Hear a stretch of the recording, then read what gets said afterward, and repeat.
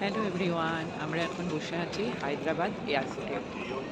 আমি যাচ্ছি, এখন বলছি আগে একটা ভিডিও তোমরা পেয়ে যাবে, সেখানে কিছু বলিনি। আমরা যাচ্ছি আর এই যে প্রভাস খাচ্ছে আপেল, আমিও তাই। তো আমরা ডিরেক্ট ফ্লাইট পাইনি আজকের ডেটে গোয়ার জন্য, সেই জন্য আমরা মানে আগে এসেছি হায়দ্রাবাদ, তারপরে যাব গোয়া। গোয়া যাচ্ছি দুজনে টাইম স্পেন্ড করার জন্য। এই যে, তাই তো, এখন খাচ্ছি আপেল।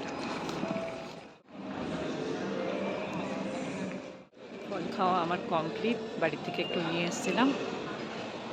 এবার একটা কততে আমাদের ফ্লাইট আছে গোয়া, তাহলে চলো।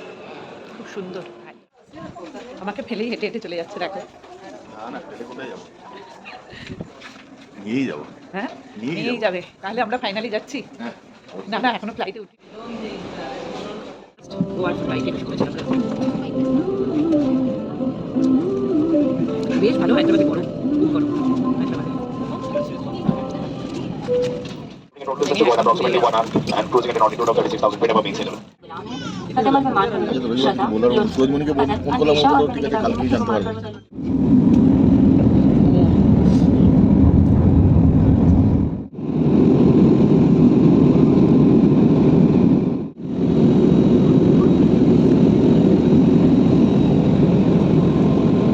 চলে এসেছি আমরা কোথায় বলো? গোয়া। এক্ষুনি ল্যান্ড করবো। এয়ারপোর্টের ছবি তোলা যাবে না। না, এয়ারপোর্ট ডিফেন্সের তো, সেই কারণে এখানে বলেই দিল, অ্যানাউন্স করলো যে এখানে কোনো ভিডিও ফটো কিছু করা যাবে না, দণ্ডনীয় অপরাধ, তাই তো। তো চলো, গোয়ায় চলে এসেছি।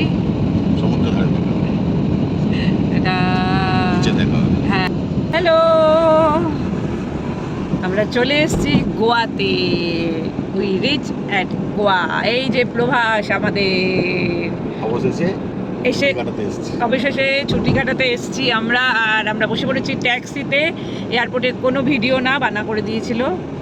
আর হচ্ছে গিয়ে এখানে ট্যাক্সি, এখানে ওলা উবের নেই। এই দেখো সেটা লাল লাল হলুদ, না সরি, ট্যাক্সি। এসি ট্যাক্সি, হলুদ আর কালো। এই যে এয়ারপোর্টটা বাইরে থেকে। कितना किलोमीटर यहाँ से? Welcome to Goa.